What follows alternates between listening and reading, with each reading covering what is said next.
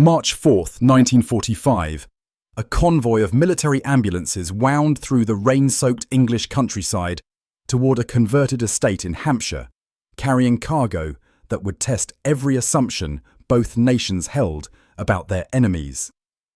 Inside sat 41 German women, members of the Luftwaffe's Signals Corps, captured during the final Allied push into Germany. They were injured, exhausted, and completely unprepared for what they were about to witness. As the ambulances came to a halt outside Alderwood House, a requisitioned manor serving as a recovery facility, medical staff moved quickly to assess the arrivals. What happened in the next 30 minutes would become a story told and retold for generations, a moment of unprecedented sacrifice that would ultimately transform both prisoners and guards alike. Before we discover what made these hardened soldiers weep over empty beds, tell us where you're watching from in the comments below. 27-year-old Erika Müller lay on a stretcher, her right arm in a makeshift splint from injuries sustained when her communications bunker was hit by artillery fire. She had served as a telecommunications specialist in the Luftwaffe's ground operations, believing absolutely in the Nazi propaganda that portrayed British soldiers as vengeful barbarians who took particular pleasure in brutalizing German women. She had been told that capture by the British meant torture, assault, and likely execution once they tired of their cruelty. She had been told that British men were especially dangerous to German women, viewing them as legitimate targets for revenge after years of German bombing raids on British cities. As medics lifted her stretcher to carry her inside the manor, Erika closed her eyes and tried to steel herself for the horrors she had been promised. What she encountered instead would challenge everything she had ever been taught about her enemy. The manor's entrance hall had been converted into a triage area, and Erika could see British soldiers moving with practiced efficiency, assessing injuries and directing placement.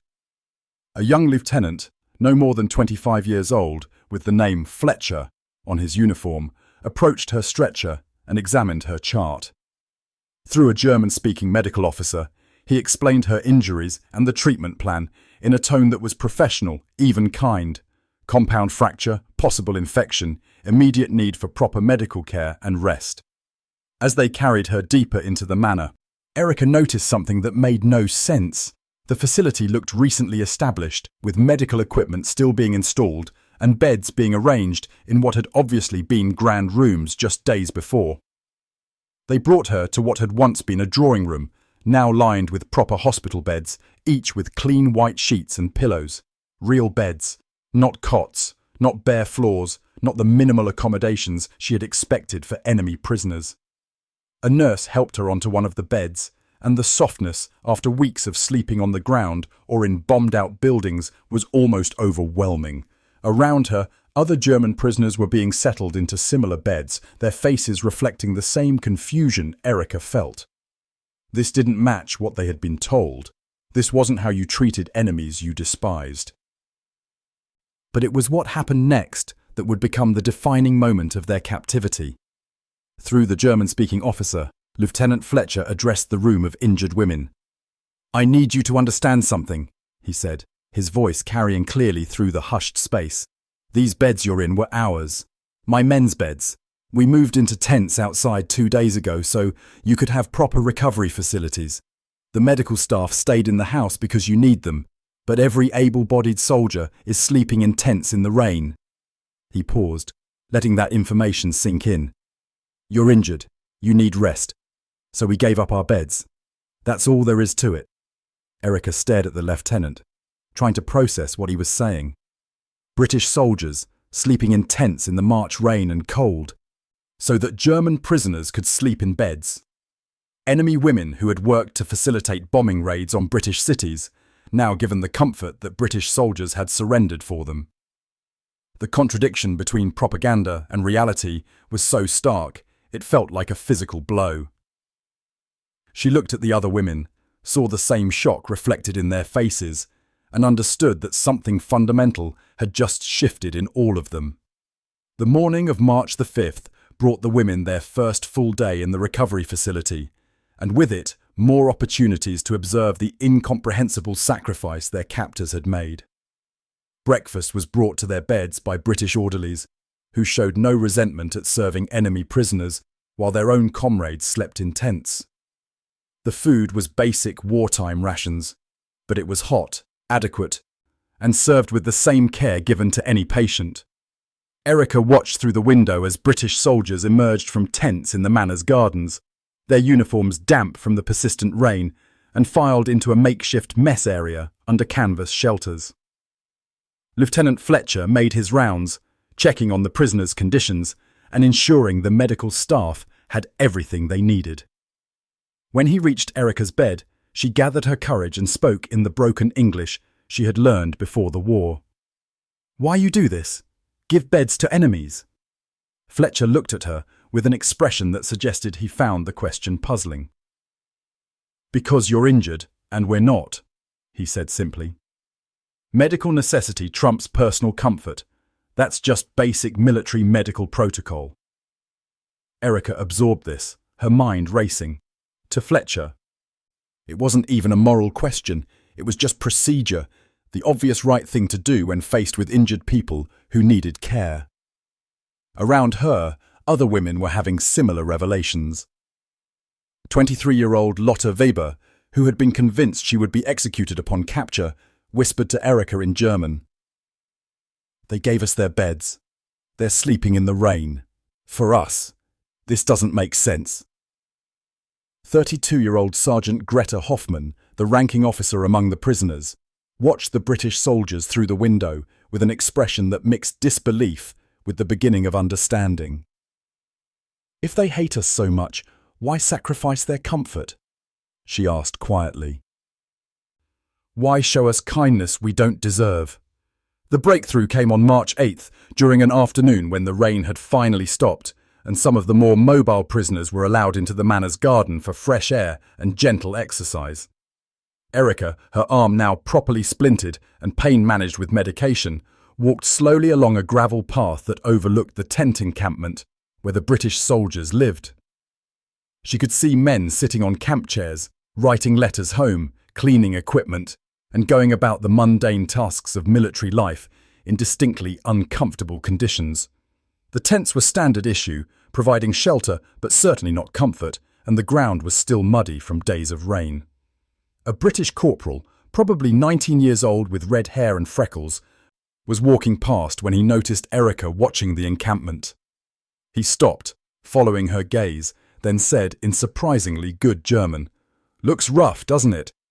Erika turned to him, startled by both his presence and his language skills. "You speak German," she said unnecessarily. He smiled. "My grandmother was from Munich. She taught me before she passed." He looked back at the tents. "Don't feel guilty about the beds. We've slept in worse places than this. At least here we're not being shot at." Erika struggled with the complex emotions his casual kindness provoked. "But you gave up comfort for enemies, for people whose country bombed yours." The corporal, whose name tag read Schmidt, shrugged. "You're hurt. We're not. Seems pretty straightforward to me." He paused, then added, "My grandmother used to say that how you treat people when you have the power to be cruel is what defines who you really are. The Nazis failed that test. We're trying not to." The words hit Erika with unexpected force. This young man, probably barely old enough to vote, had articulated a moral philosophy that exposed everything wrong with the ideology she had served. The Nazis had power and chose cruelty. The British had power and chose sacrifice. One approach had led to atrocities. The other had led to soldiers sleeping in tents so their enemies could heal in beds. The difference couldn't be more stark or more damning. March 15th, 1945, brought an event that would crystallize the German women's transformation in a way that daily kindness alone could not. A delayed mail delivery arrived at Alderwood House, including letters from Germany that had been held up in military postal channels for weeks. 27 of the 41 women received correspondence from home. The contents revealed truths about Germany's situation that propaganda had hidden from them. Truths made all the more painful by the comfort and care they were receiving from the enemy. Lieutenant Fletcher arranged for the letters to be distributed privately, with medical staff available to provide support if the news was difficult. As Erika opened her letter from her younger sister in Berlin, her hands trembled. The words were carefully chosen to avoid military censorship, but their meaning was unmistakable. The family home had been destroyed in a bombing raid. Their mother was dead. Their father was missing, likely killed on the Eastern Front. Her sister was surviving in a basement shelter, eating whatever could be found or stolen, watching the city collapse around her while the Nazi leadership insisted final victory was imminent. Erika lowered the letter, tears streaming down her face. Around her, other women were experiencing similar grief as they learned of destroyed homes, dead family members, and a homeland descending into chaos. Lotte was sobbing openly, having learned her entire family was gone, killed when their town was overrun by Soviet forces. Greta sat in stony silence, her letter revealing that her husband had been executed for defeatism after suggesting Germany should surrender. The war they had been told Germany was winning had already been lost. The propaganda about British cruelty was protecting them from the truth that British kindness was keeping them safer than their own people were at home. A British nurse named Elizabeth Whitmore moved through the room, offering tissues and quiet comfort. She found Erika sitting on her bed, clutching the letter and trying not to scream. "Bad news?" Elizabeth asked gently in English, then switched to basic German. "Family?" Erika nodded, unable to speak. Elizabeth sat down beside her, violating the usual distance between staff and prisoners, and simply placed a hand on Erika's shoulder. The human contact, the wordless sympathy, was more than Erika could bear. She turned and sobbed into Elizabeth's shoulder while the nurse held her, murmuring soothing sounds that needed no translation. When the worst of the crying had passed, Erika pulled back, embarrassed and confused. "Why are you kind to me?" she asked in halting English. "Your cities were bombed. My work helped that happen. I am your enemy." Elizabeth's expression was sad but firm. "You were my enemy. Past tense. Now you're a patient, a person who is hurting, and I'm a nurse.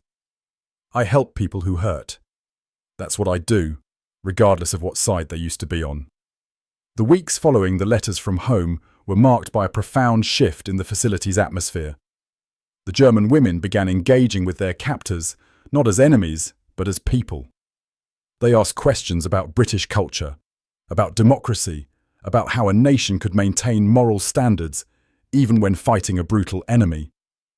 They wanted to understand the soldiers who had given up their beds, the nurses who showed them compassion, the country that treated its prisoners according to rules even when its own cities had been bombed. Erika found herself increasingly drawn to conversations with Corporal Schmidt, who visited the garden when his duties allowed and was willing to answer her questions about Britain and its values. One afternoon in late March, she asked him about something that had been troubling her. "In Germany, we were taught that strength means dominating others. That mercy is weakness. But you British, you show mercy and somehow you're winning the war. How does that work?" Schmidt considered the question carefully. "I think," he said slowly, "that real strength is having the power to hurt people and choosing not to. Anyone can be cruel when they have the upper hand. It takes actual strength to be kind, to follow rules even when you don't have to treat your enemies like human beings, even when they didn't treat their victims that way." He looked directly at Erika. The Nazis thought cruelty made them strong, but it just made them monsters. And monsters lose in the end because people unite against them. Britain's not perfect, don't get me wrong, but we tried to fight a war without becoming the evil we were fighting. That's strength. Erika absorbed this, feeling another crack form in the worldview she had held her entire adult life. "I served monsters," she said quietly, the admission painful but necessary. "I believed their lies, and I helped them. How do I live with that? Schmidt's expression softened. By accepting it, by learning from it, by choosing to be better going forward. You can't undo the past, but you can refuse to repeat it. That's all any of us can do. April 10th, 1945, brought news that would force the women to confront the full scope of what they had unknowingly served. British forces liberating concentration camps in Germany had begun documenting the atrocities, and military command decided that German POWs should see the evidence of what had been done in their nation's name. Lieutenant Fletcher arranged for a private viewing in the Manor's library, understanding the material would be traumatic, but believing the women deserved to face the truth.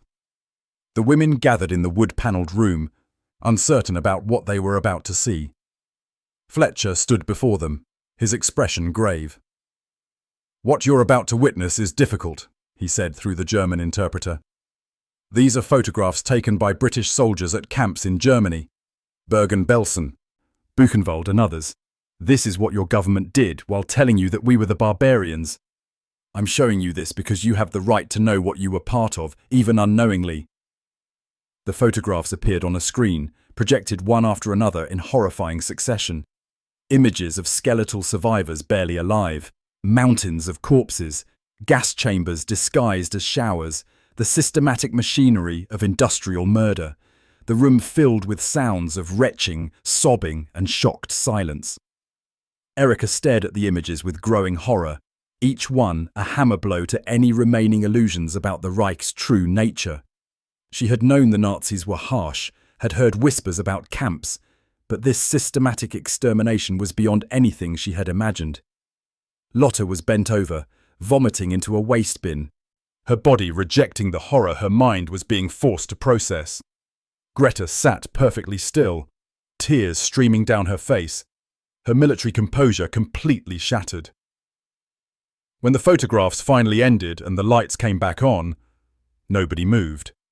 They sat in various stages of emotional collapse, trying to process the impossible truth that they had served a regime capable of such evil. Lieutenant Fletcher spoke again, his voice gentle but uncompromising. "You slept in beds we gave up for you.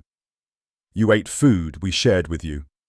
You received medical care from people whose cities your country bombed, and all of that happened while your government was doing this." He gestured at the now dark screen. "I want you to understand the difference. We had the power to treat you the way your government treated its victims. We chose not to. That choice is what separates civilization from barbarism." Erika raised her hand, her voice barely audible. "How do we live knowing what we were part of? How do we go on after seeing this?" Fletcher's expression showed both sympathy and steel. "By acknowledging it. By refusing to forget. By spending the rest of your lives making different choices. You can't undo what was done, but you can refuse to let it happen again. You can be living witnesses to where hatred and propaganda lead. That's your burden now." That night, the Manor was silent, except for quiet crying from the women's rooms. The British staff moved through with additional sedatives for those who needed them, offering comfort where possible, but mostly just bearing witness to grief that couldn't be adequately expressed in words. The beds that British soldiers had given up felt like burning coals now, each moment of comfort a reminder of the undeserved mercy they had been shown, while their government committed atrocities. The weeks following the camp revelations were the darkest period in the facility's existence.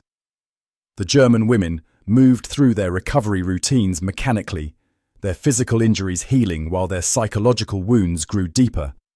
Some stopped eating properly, unable to swallow food while knowing what had been done to starving prisoners. Others barely spoke, lost in private hells of guilt and horror. Lieutenant Fletcher was genuinely concerned about their mental health, recognizing that the trauma of confronting such evil would have lasting effects. It was Greta Hoffmann, the ranking sergeant, who finally proposed a way forward. On May 1st, she approached Lieutenant Fletcher with a request that surprised him. "Sir," she said in improving English, We want to work. We want to help. Maybe we can work in the gardens, help maintain the facility, do something useful. We need to do something good, to try to balance what we learned. Fletcher understood the impulse immediately. These women needed purpose, needed to feel they were contributing something positive to counter the weight of guilt they carried. He brought the proposal to the base commander, who approved a limited work program. The German women who were physically able began helping with facility maintenance, garden work, and even assisting the medical staff with basic tasks. They threw themselves into the work with desperate dedication, seeking redemption through service. Erika found herself helping in the facility's vegetable garden, working alongside British soldiers who had given up their beds. The work was physical, exhausting, and exactly what she needed. One afternoon, while planting spring vegetables, she worked near Corporal Schmidt, who was repairing a section of fence. They fell into conversation, as had become their habit. "Does it get easier?" she asked him. "Living with knowledge of terrible things? You've seen combat, you've seen death. How do you carry it?" Schmidt set down his tools, considering the question seriously. "You don't forget it. You just learn to live alongside it. You acknowledge what happened, you let it change you, and then you decide what kind of person you're going to be going forward. The past doesn't have to define your future, but it should inform it." Erika nodded slowly, understanding his meaning. "I will never forget those photographs, never forget what was done. But I also won't forget the beds you gave up, the kindness you showed when you could have shown cruelty. Both truths are real. Both shape who I need to become." Schmidt smiled at her, a genuine expression of respect. "That's wisdom, Erika. That's how you move forward." May 8th, 1945, Victory in Europe Day, arrived with complex emotions at Alderwood House. While British citizens celebrated in the streets, the German women prisoners faced the reality of repatriation to a defeated nation. Official orders had come from London. The women would be returned to Germany within months, processed through camps before being released to whatever remained of their former lives. Lieutenant Fletcher called an assembly on May the 15th to explain the details and timeline. "Transportation will be arranged over the coming months," Fletcher announced. "You'll be given documentation, basic supplies, and passage to Germany. From there, you'll be processed and released." He paused, his expression softening. "I want you to know that you've conducted yourselves with dignity here. You faced terrible truths with courage. You worked hard and showed genuine remorse. I respect that." Several women began crying quietly, overwhelmed by praise from someone they had once feared. Erika raised her hand, her voice steady despite her emotions. "Lieutenant, some of us have nowhere to return to. Families gone, homes destroyed. Is it possible to request to remain in Britain? To try to build new lives here?" Fletcher's face showed the difficulty of the answer. "I don't know if that's legally possible. The framework for that doesn't exist yet. But I will write letters of support for anyone who requests it. What happens after that is beyond my control." The following weeks were agonizing as women prepared to return to an uncertain future. Those who had lost everything were especially frightened, knowing they faced returning to rubble and chaos with no support system. The British staff did what they could, providing additional supplies, writing recommendations, and trying to prepare the women for the difficult reintegration ahead. Lieutenant Fletcher personally met with each woman, offering advice and encouragement. When Erika's turn came, she found herself unable to express the gratitude she felt. "You gave us your beds," she said finally. "That sounds simple, but it changed everything. It was the first crack in everything we believed. If you could show us mercy over beds, maybe everything else we were told was lies too." Fletcher looked uncomfortable with the profound weight she was giving to a practical decision. "We just did what was right, what any civilized people should do." Erika shook her head. "That's what makes it powerful, that you think basic human decency is ordinary. That's the difference between your culture and what we were taught." June 20th, 1945, brought the day of departure for most of the women. 37 prisoners boarded transport trucks bound for processing camps in Germany, carrying letters of recommendation and personal notes from British staff who had become friends. They would return to a devastated homeland as witnesses to an important truth: that their enemy had been more human than their own government, that mercy was stronger than propaganda, that transformation was possible even for those who had served evil. 4 women, including Erika and Lotte, remained behind. Their requests to stay in Britain were still under review, complicated by legal frameworks not designed for this situation. They continued working at the facility, helping with the ongoing medical operations, their status uncertain but their dedication undiminished. On August 2nd, 1945, a letter arrived from the Home Office that would change their lives. The requests were approved on humanitarian grounds. All 4 women would be granted provisional refugee status, allowed to remain in Britain under supervision with eventual paths to citizenship. The decision cited their cooperation, their genuine remorse, and the fact that they had no families or homes to return to. Erika read the official letter 3 times, unable to believe that the country she had worked against was giving her a second chance. Lieutenant Fletcher found her in the garden, holding the letter and crying. "Good news?" he asked, though he already knew. She nodded, unable to speak. He sat beside her on the bench. "You know it won't be easy. People will remember you were German. There will be prejudice and suspicion. Building a life here will be challenging." Erika wiped her eyes.